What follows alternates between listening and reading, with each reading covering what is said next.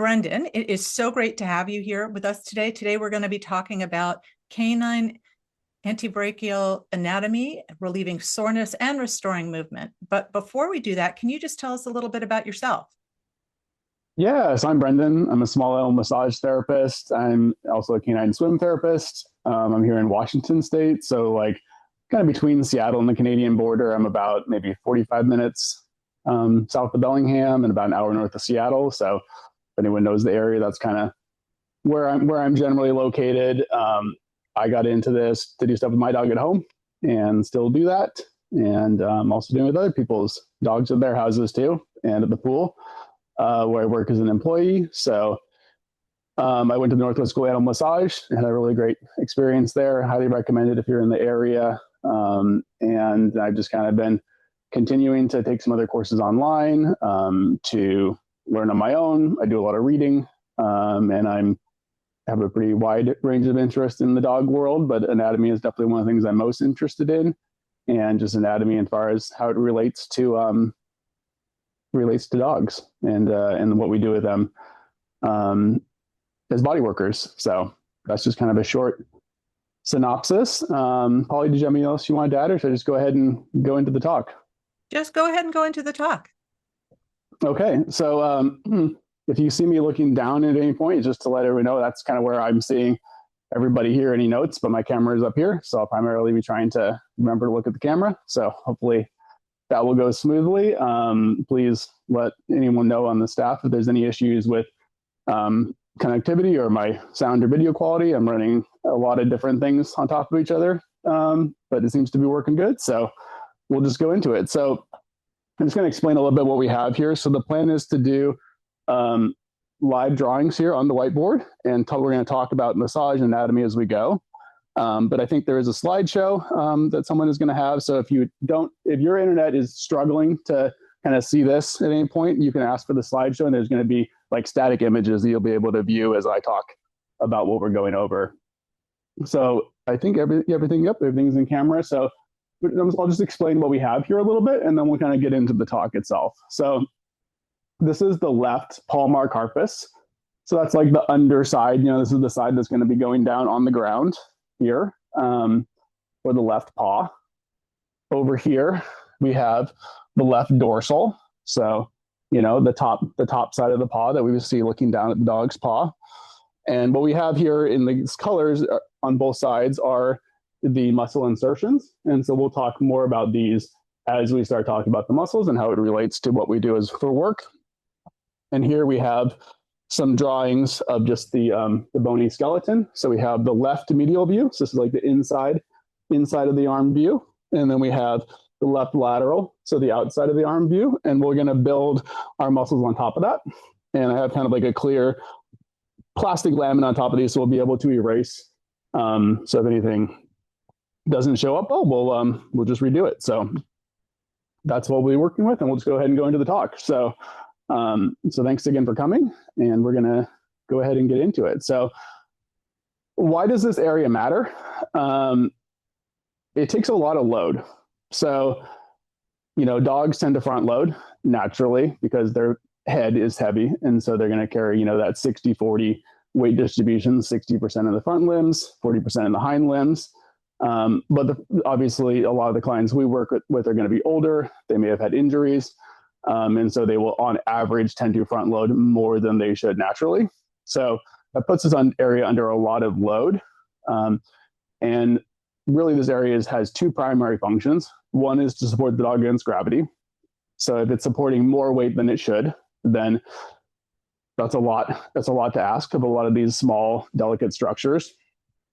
And the other function is to facilitate movement forward in the sagittal plane. So meaning going forward in a straight line. Obviously, dogs do go in other directions, but forward in the sagittal plane is really their primary movement that they're designed to do. So yeah, support against gravity, move forward. Those are really the two functions. Obviously, dogs do other functions, but unlike humans, those functions are probably not as important to them, like say drinking a cup of coffee or some of the movements that we have to do, fine motor skills with our hands, but they are doing a lot still. So how does the dog support themselves against gravity? Well, even when they're static, or even when they're moving, they're having to make constant little adjustments, right? So especially when they're running, but even when they're just static, they're having to constantly adjust their posture. So that's what a lot of these muscles are doing. So actually, a lot of these muscles are actually fast twitch muscles, not all, but a lot. And it's not that they're making really explosive movements like, say, other muscles, say in the hind limbs might, but these are small, very fast twitch adjustments, micro adjustments they're making to remain balanced. So that's really what this area is about as far as supporting the dog. And again, we talked a little bit about the force this area is under. And that force obviously can increase. So there's going to be the load of the body weight when the dog is standing, but when they start running, that force is going to increase. So every time the paw is touching down, there's those ground reaction forces that's having to absorb and counter. But especially when they're going to go into other actions like, say, braking, or if they're doing agility like landing a jump, then I think that force is going to go up as high as like 4 to 5 times body weight. So that's a lot of force that these muscles are having to absorb. So there's a really high mechanical demand there on these structures of the forelimb. So again, they're not just creating movement forward, but they're also protecting the joints. So really common area to see sore muscles because of what they're trying to do to protect the joints in this area. And if obviously they're not able to do that, that's going to lead to a lot of other problems for the dog. So the more we can do to support them early, really the better that's going to be for their longevity. We go through the drawing, you'll notice that a lot of these muscles have pretty long tendons. So a lot of these muscles are going to be maybe half tendon, which is a bit unusual compared to other areas of the body. And this is for a specific reason. So if you have a longer tendon, you can store more elastic energy. So essentially, when the dog's paw touches down, that tendon can store the energy. And then when the dog pushes off, it releases that energy. So this is similar like the human Achilles tendon when we run. That tendon is going to be able to, like a spring. So it's going to compress and then expand. And so the same thing is happening with the dog. And that is going to help them move forward and not waste that energy to be more efficient with their movement. And it's part of why dogs are really efficient runners. Traditionally, they'll say like a stiffer tendon is better for sprinting and a more supple tendon is better for endurance. So I would guess there's some variation among breeds. Greyhounds, I would guess, have the stiffer tendons in their antebrachium, but I couldn't find any information on that. So I don't know that, but it would seem reasonable if that was the case. So anyway, we're going to cover the most important muscles in the antebrachium. And as we go, we'll talk about how they affect the joints. So that's the elbow up here, proximally, the carpus down here distally. And we also won't neglect the digits down at the bottom, which I've almost cut off, but not quite. So, and as we go through each muscle, we'll talk about massage techniques that can be a benefit, either that individual muscle or just the group of muscles as a whole. But before we get into that, let's talk about the bones really briefly. So above the antebrachium, which is just a fancy word for the forearm, we have the humerus here. So this is the arm bone up here. This is where the triceps and biceps are going to be attaching to. And then we have the radius here on the front. So the radius is here. So again, this is the front side. So the radius is more cranially and the ulna is more caudally. So these three joints are what make up the elbow joint. Personally, I find that gentle friction massage over the lateral elbow is a really appreciated way to kind of warm up these structures, and something that I just like to do a lot in my kind of like, maybe not first warm up, but in kind of early on, if I'm going to do any work in that area, is something that most dogs seem to enjoy and appreciate quite a bit. So again, the radius on the front, ulna on the back.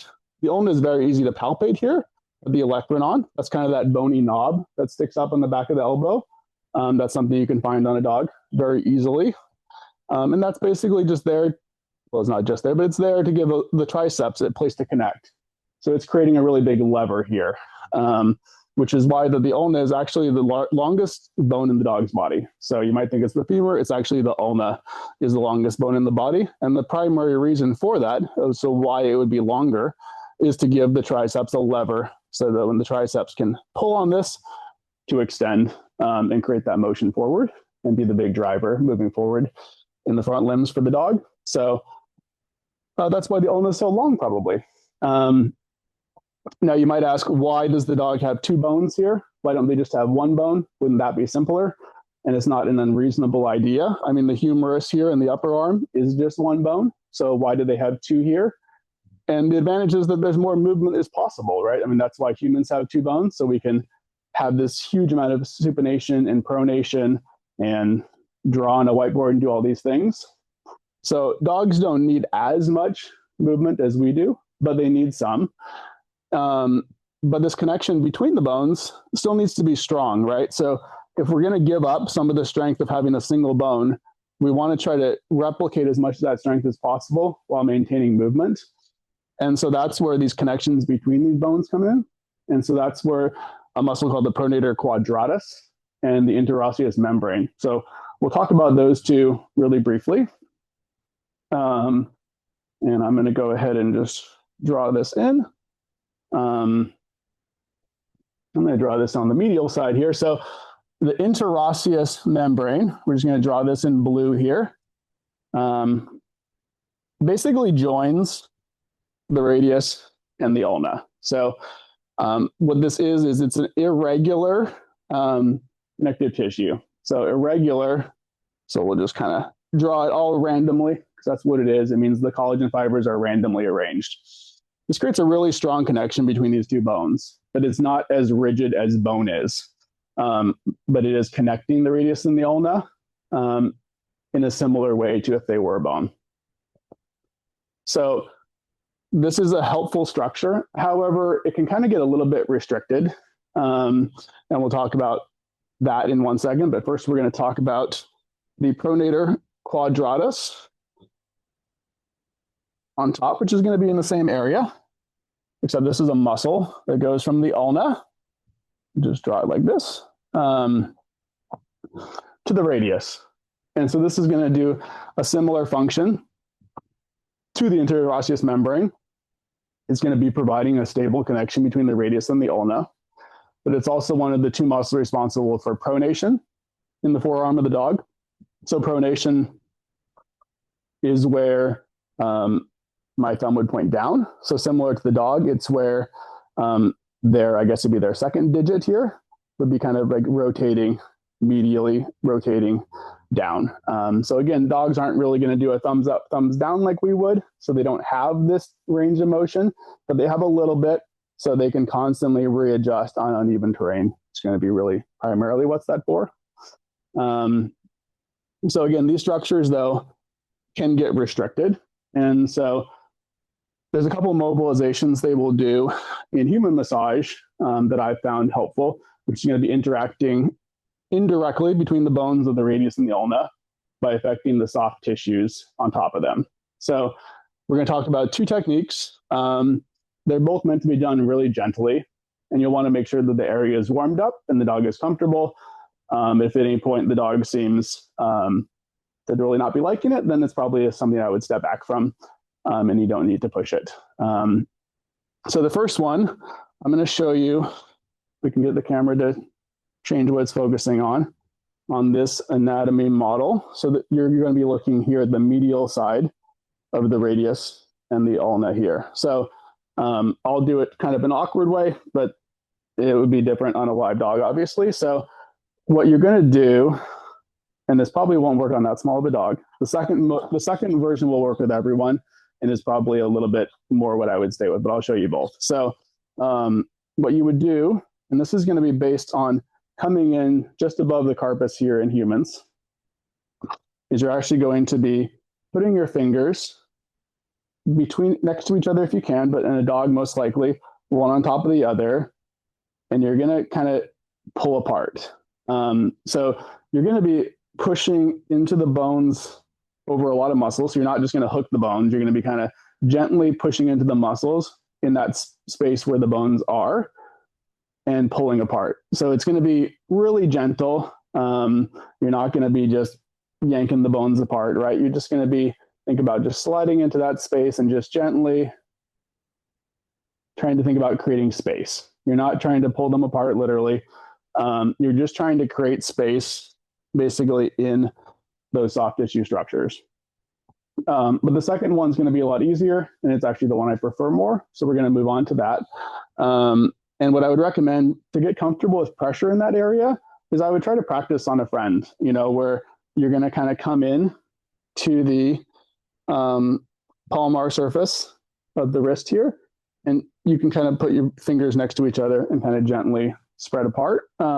It should feel good, actually. So it's not something you're using a lot of pressure with. The second technique, which I actually prefer, is going to be much simpler. So what you're going to do is, in the dog, you would be holding their forearm here. Not ideal. But you're going to be holding their forearm, and you're going to slide your thumb into this space. So with one hand, it's awkward because I'm holding the bottle, but with one thumb, I'll do it this way. With one thumb, you're going to be kind of sliding into this space here on this is the back side of the wrist between the radius and the ulna. So you'll just feel a groove. There's a groove you'll kind of dip into, and you're just going to be in that groove. And then what you're going to do is you're going to apply gentle pressure, and you're going to gently move the carpus side to side. Very small amount of motion. You can see this is not like humans. Very small amount of motion. You're going to then move your thumb up a little bit. Very small range of motion. Thumb up again. And you're just going to work your way up the entire forearm of the dog. And you may find areas where it seems tighter than others. So those will be areas that, again, you can kind of start to work in some of your deeper pressure, friction massage, things like that, to try to relieve that congestion in the area. And you can also just be sliding up and down this groove is going to be helping to massage into this area as well. So again, these should not be painful techniques. These are pretty gentle techniques. But the idea is just to try to create space in these structures that are on top of the radius and the ulna. And we can kind of go into maybe more questions about that at the end. So, but for now, we will move on to briefly talking about the carpal bones and the digits, and then we'll go to the muscles on top of them. So at the end of the radius and the ulna, we have the carpal bones. So we're going to have the top layer of carpal bones, which will be, you can see over here, perhaps easier. We have the intermediate radial carpal bone, ulnar carpal bone, accessory carpal bone. That's the one with the little pad at the back of the forearm. And then we have the first, second, third, fourth carpal bones, similar to the digits and metacarpals. The first digit is on the inside, and the fifth is on the outside. So we're just going from inside to outside, 1 through 5. That's the same with the metacarpals. It's the same with the digits. And we don't want to neglect the first digit or the dew claw. And we'll talk more about why that is. So I'm just going to speed up my prompter slightly here, which I'm using to make sure I don't forget anything important. I will mention real quick that the antebrachial carpal joint, so that's this joint here, that's between this top layer carpal bones and the radius and the ulna, is where most of the motion of the carpus in the dog comes from. So that's where like 70% of the motion of the carpus in the dog comes from. So that top layer is probably where you want to spend a lot of your attention to. And that's a really easy area to palpate because, again, it has that accessory carpal bone, the accessory carpal pad. So it'll be really easy to identify on the back of the wrist. And we'll talk about the muscles that attach there and how important they are really soon. So I'm just going to speed up my prompter once again because I know I want to make sure we get into the muscles. So the carpus does have a lot of range of motion in the dog. So it's, I believe, the only joint in the dog that extends beyond 180 degrees. My model may not, but so again, this would be flexion would be this way, and extension this way. So yeah, it extends beyond 180, probably around 200 degrees. And on the flexion side, it'd go to about 30 degrees. And basically the dog's pads should touch the back of their forearm in a young, healthy dog. Obviously, a lot of our clients might be older and injuries, and they may not, but a healthy dog should be able to touch the back of their forearm with their pad. And the dogs have 3 digits, just like us. They have like kind of, so they'll call them kind of P1, P2, P3, or the different phalanxes. First, second, third. Third is where the claw is. And that's the most distal from the body. And I'm just going to talk about that briefly. Before we do the muscles real quick, I do want to talk about the skin and the fascia really quick, because those are really important. And I think we talk a lot more about fascia in massage, and we interact with the skin, but I think sometimes we don't think about all the other functions it does. So they did a 2017 study actually on elbow extension in the dog. This was done on cadavers. So they found that actually when they removed the skin from the antebrachium, that elbow extension increased by 1.5 degrees. So that means the skin, not the fascia, actually the skin plays a role in limiting elbow extension. So the skin is actually a limiter of joint movement. So even if you're just doing like, or having your clients do just the most gentle massage just with their hands, they're actually affecting the joints just by touching the skin. So that's something really important to keep in mind, that just that basic touch is really, really significant. And we know that biomechanically. So that is important. The fascia obviously is going to be limiting that motion even more. So the fascia is also extremely important in that area. And the only thing I'll mention about the fascia, so we don't go too off the time here, is that the fascia in this area is a little bit tighter than in other areas in the dog. So if you go up the arm, you'll notice there's a lot more movement in the skin and the fur up here, and there's a lot less down here. And that's because the fascia down here is tighter. And that's because having that tight fascia gives you more stability, right? So we talked about how this area is absorbing so much force when it hits the ground. By having that fascia be tight and squeezing those structures, it's giving it more stability. I've also heard mentioned in humans that having tighter fascia will squeeze the muscles. So when they contract, they won't be able to just like bulge out as much. And that squeezing will create more hydraulic pressure, and that will produce more force going forward. So there probably is also a benefit to force production and not just stability as well. The fascia is a little bit thicker here on the inside of the arm. And that's because the radius here is a little bit more on the inside and the ulna is a little more on the outside. And more of the weight of the radius, or sorry, more of the dog's weight is carried by the radius. So this fascia is thicker to support weight because this bone here supports more weight. So, so the dog is doing what it needs to do to adapt to support itself. And then we can obviously come in and support them even more. So now we're going to get into the muscles, and the muscles in the dog are typically divided into 2 groups in the forearm. So we have the cranial lateral. So that's going to be the muscles that go here on the lateral side. And we have the caudomedial.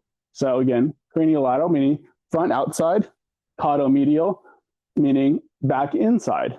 And so we kind of divide all the muscles into those 2 groups. Some of them are a little bit more, kind of wrap around, but we'll divide them into 2 groups anatomically. The cranial lateral are basically going to be extenders. They're going to extend the wrist.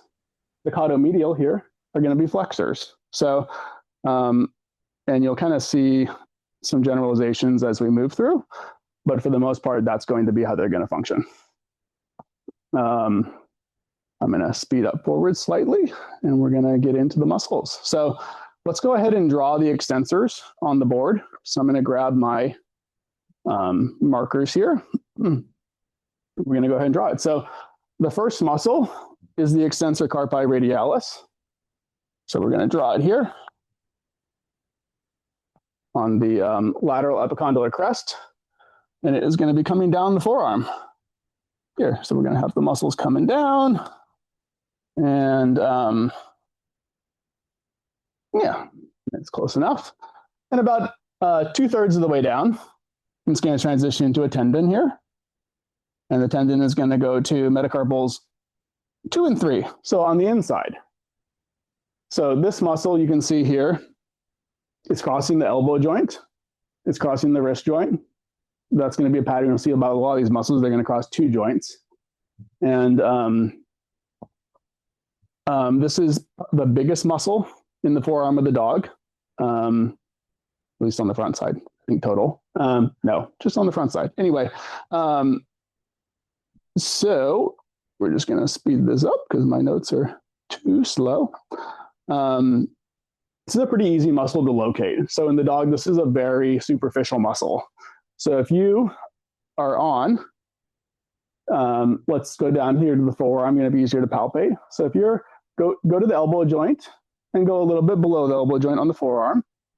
And if you're on the front of the forearm and you just come just a little bit to the outside, so that would be kind of like coming to the elbow joint, coming just slightly to the outside, you're going to be on the extensor carpi radialis. And I would say that's a really important muscle to get to know because it's going to take most of the brunt of the force for the cranial lateral group. So if you only learn to palpate one muscle in this group, this is the muscle to palpate. That's really important. And we're going to talk about why that is. So one reason why that is because it's an elbow flexor. So it flexes the elbow, it extends the wrist. And if we think about that real quick, we won't think about it too long, so I want to get to everything we want to get to.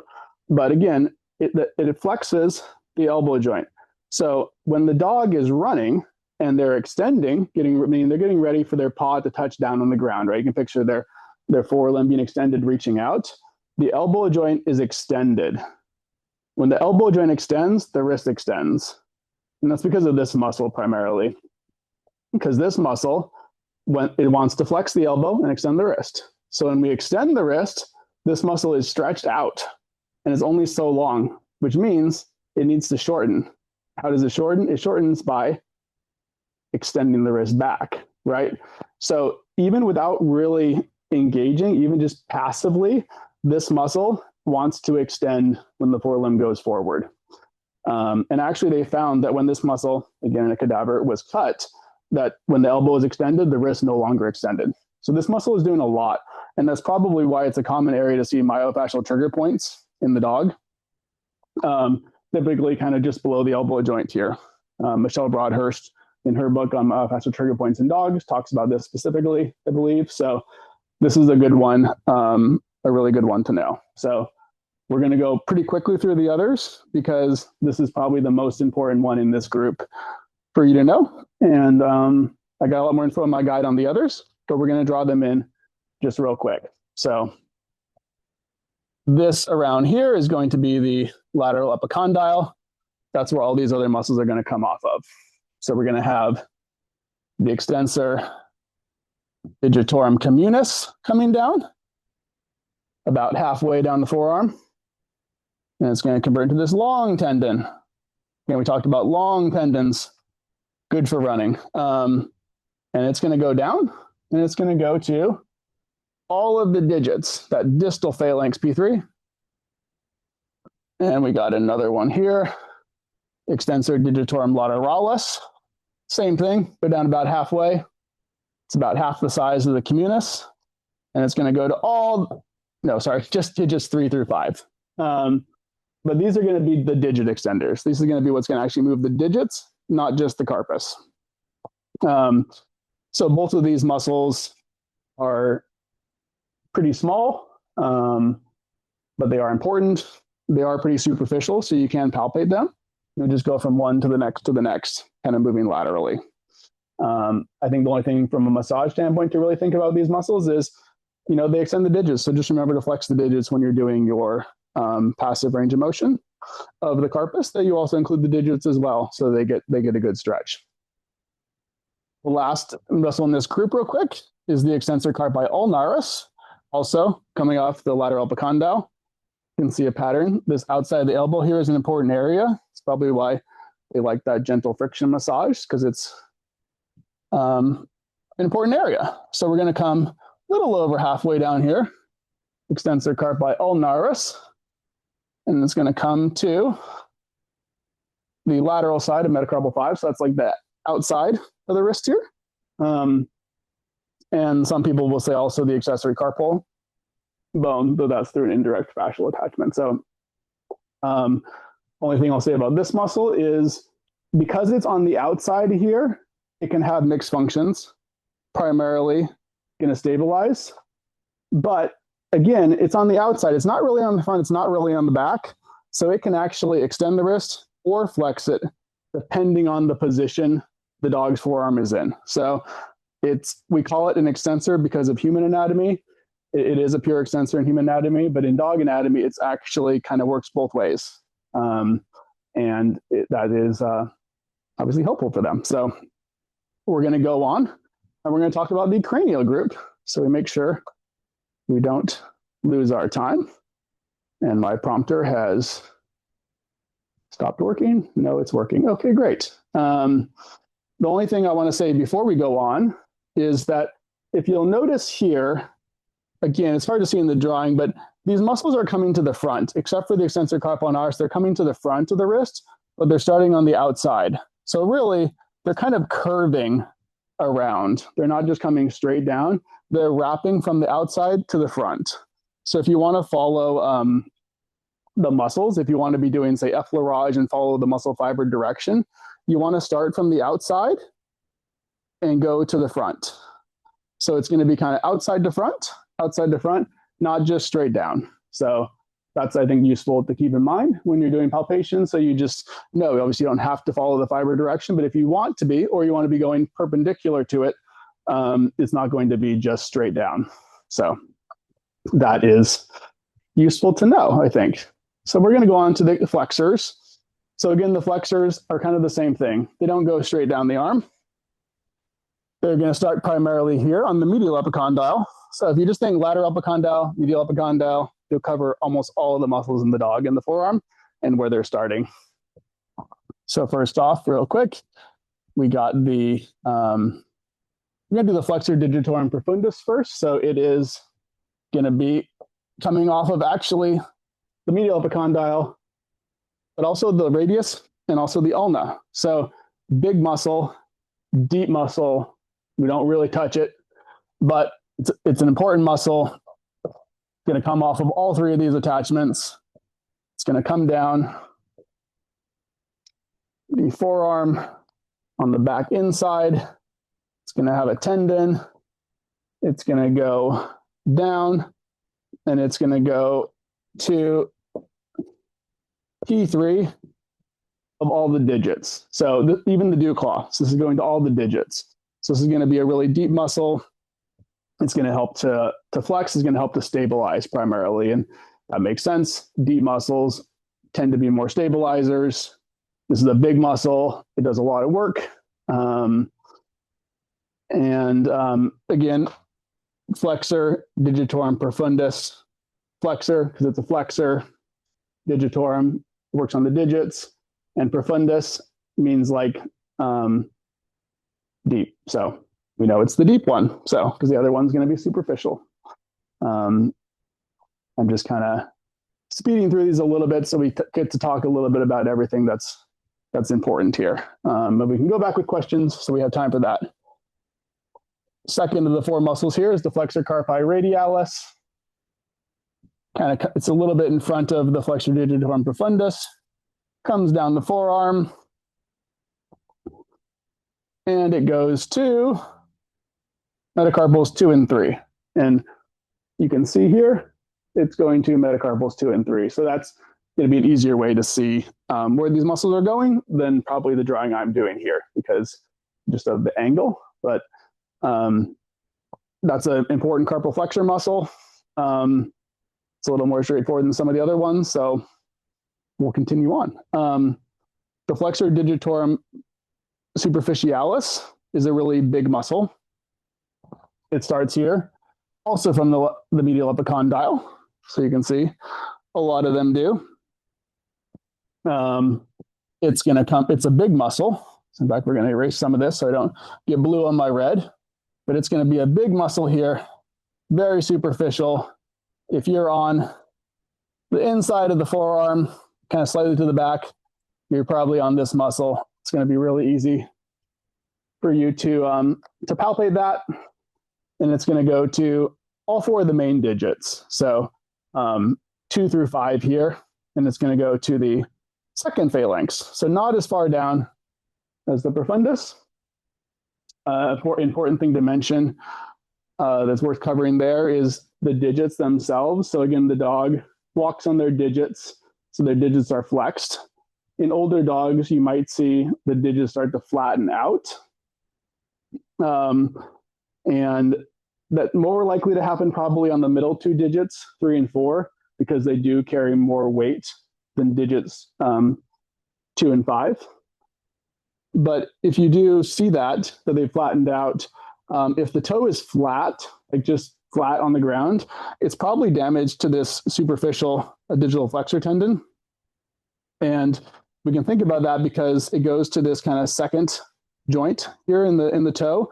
So if that connection, if that's no longer pulling the toe flex, the toe will flatten out. If you see the nail pointing up, that's more likely that flexor digitorum profundus we talked about a second ago. It's more likely that that is injured because that goes to where the nail is. So just something to keep an eye on. If you see clients with their toes flat or their toes nail pointing up, that's probably important to have referred out to a vet to look at that if they're not already being treated for that. And we have one last muscle to talk about here, which is going to be the flexor carpi ulnaris. I think this is probably the most important muscle on the caudo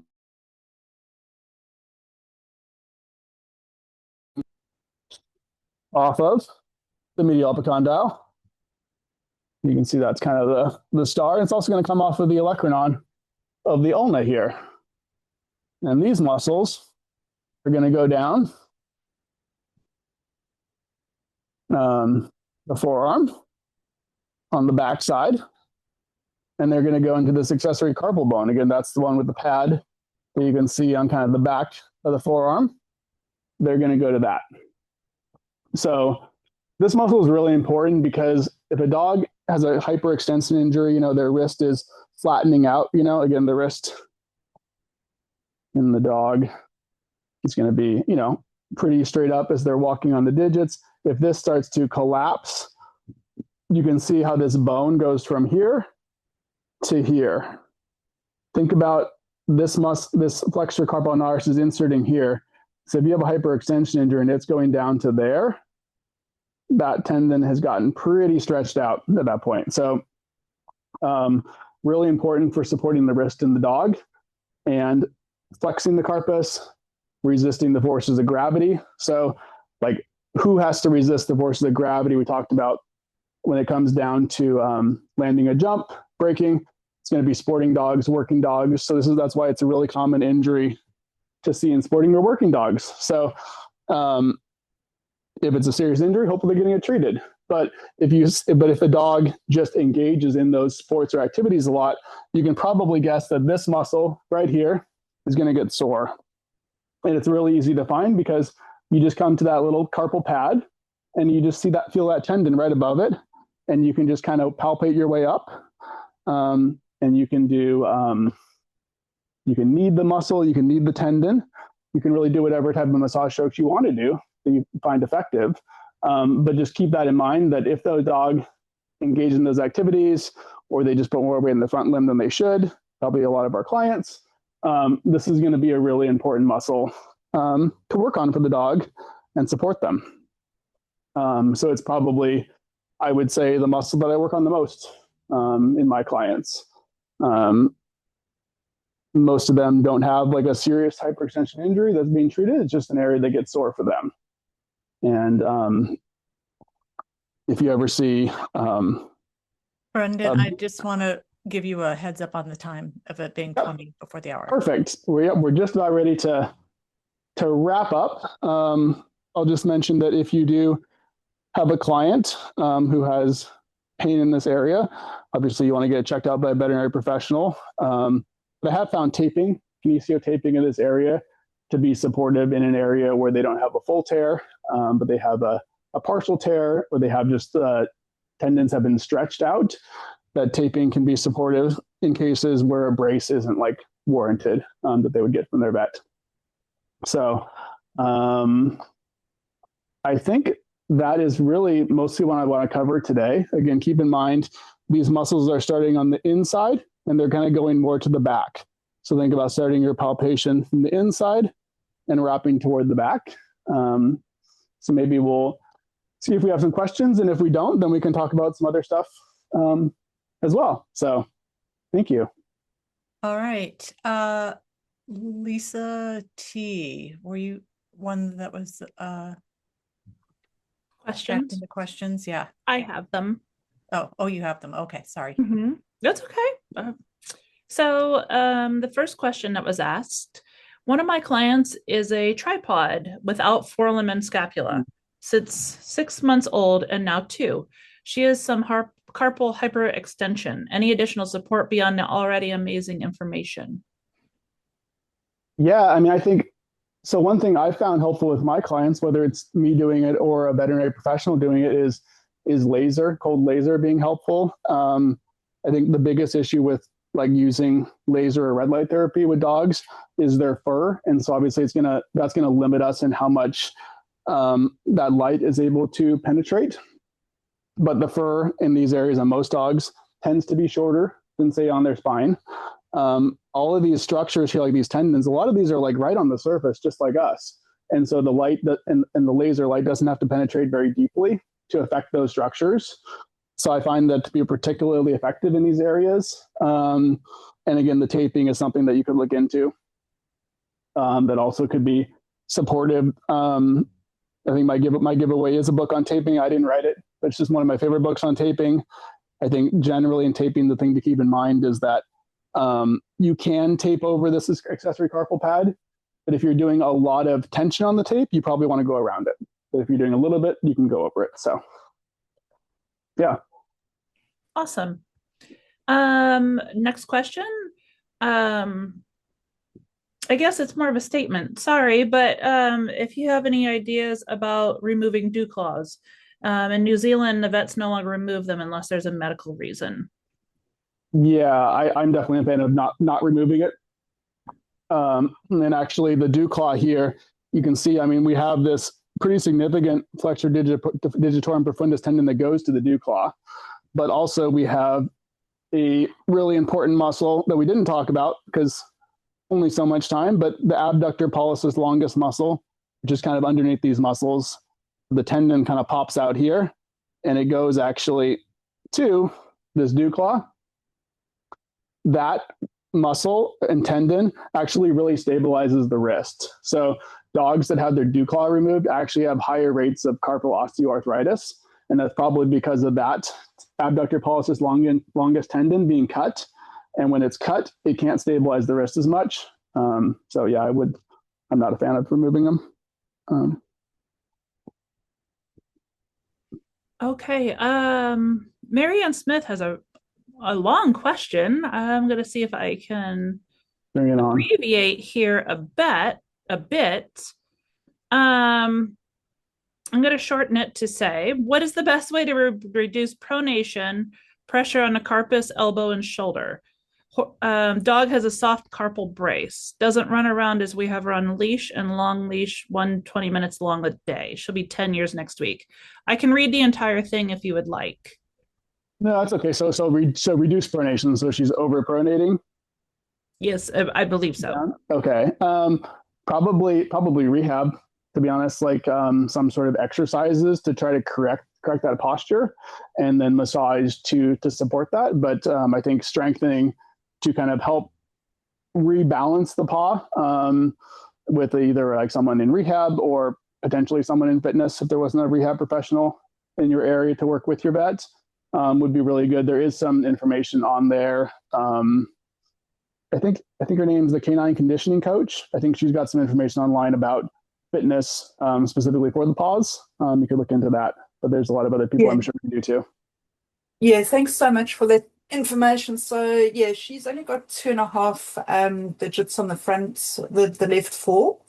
And yeah, she's ex-racing greyhound. So she had a partial amputation on digit number 2. And so what's happening now, she's having, a lot of pronation. She does with a soft carpal brace. She goes for a lot of rehab. I myself got my CCRP as well. and a vet nurse. So yeah, so she goes for the laser, the shockwave, the EMTT.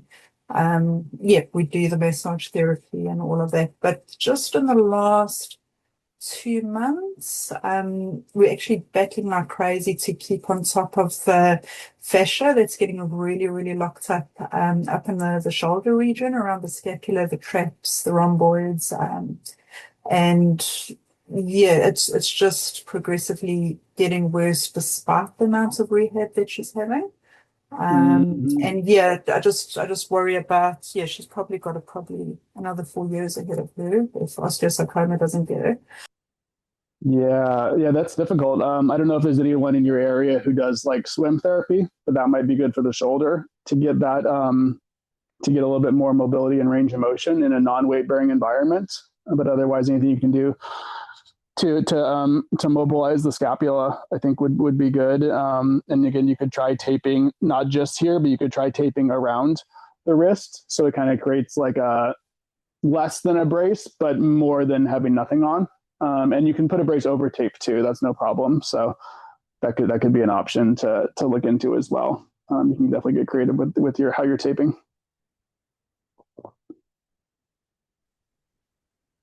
Awesome. Yeah. That's the bulk of it. There was a lot of chat about online anatomy classes recommended. I didn't know if you had anything specifically. I don't specifically. I have my YouTube channel, which is Study Canine Anatomy, and I'm gonna get on making more videos soon, hopefully. And they obviously have a lot of content to finish up on the forum to put on there, so I'll try to get that up, and then I'm gonna hopefully continue building on that. I have my free guide as a download. You're welcome to download that. That's available. But I mean, my goal personally over the next year is to continue to build out my personal knowledge, and then to kind of build more in depth than my current guide is with like drawings, and go more into ideally how to like palpate each of these muscles individually. There's a lot of that type of material available for humans. There's not a lot for dogs. There's a lot of anatomy, but not a lot of palpation guides. So for this level, so yeah, so I'm hoping to do that. So if you follow me on my YouTube, you can follow my Instagram too, but I'm more active probably on my YouTube as far as posting. Yeah, it's either Study Canine Anatomy is my main anatomy channel. I also have another Dog Should Live Forever channel where I talk more about different supplements and different things for dogs related to that as well. So either one, I'll be posting anything I come up with on there. Online Pet Health, they're one of the sponsors for this. They have a really good anatomy guide that's, I would say, kind of similar to you might get like with anatomy book, but their drawings are pretty clear to see and easy to understand. And they've done a really good job at distilling that down. So I'd also recommend them as well. All right. Well, that is a wrap for our session on canine antebrachial anatomy, relieving soreness and restoring movement. Brendan, thank you again for joining us and sharing such an amazing presentation and great information. My pleasure. Thank you. I am sure it's going to be really helpful for everybody who was here attending, as well as for those who upgraded their ticket and will be watching the replays. I want to remind everyone that Brendan has provided the freebie of the guide that he talked about, the Canine Antebrachial Anatomy and Massage Complete Guide. And we do have the door prize as well, which is the Taping Dogs Successfully, the book on kinesiology tape. Yeah, absolutely. Yeah. So go ahead and sign up for that. But yeah, that's probably my favorite taping book. I think I have like 5 or 6 and I like them all, but I like the way just they approach taping. So. All right. And if you haven't yet upgraded, you still have time to do so. You can head over to the main event website after the session and click upgrade button in the menu, and then you will have the opportunity to watch all the replays. And there are other perks for people that have the upgraded pass.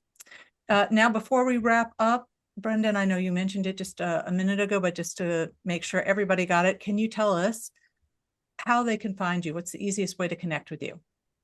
Yeah, so probably the easiest way to connect with me is on YouTube. So you can follow me on Study Canine Anatomy. You can also follow me on Dog Should Live Forever on YouTube as well. It's also Dog Should Live Forever on Instagram. though I haven't been posting as much on there, but I hope to do more in the future. You can also email me. My email is, let me see if I can probably just put that in the chat, I bet, if I can figure that out here. Maybe I can, maybe I can't. Let's see if this will let me copy and paste it. Maybe it won't. Not, it's also on Brendan's speaker page, so head right there. Well, Yeah, all of his offers and all of his contact, and your YouTube should be there too. Yeah, and it's Brendan at canineholisticmassage.com. So whole word, canineholisticmassage.com, no spaces under slash, anything like that. Yeah, anyone's welcome to reach out to me. I like to geek out on stuff like this, so I'm always happy to chat on anything. So thank you so much. All right. Okay, I'd like to invite you all to come back for Rethinking Boundaries for Better Balance with Bree Doyle. We are going to shut the room so that we can start fresh. I know Bree is in here, so Bree, we're going to shut it down, start it right back up. If you can come back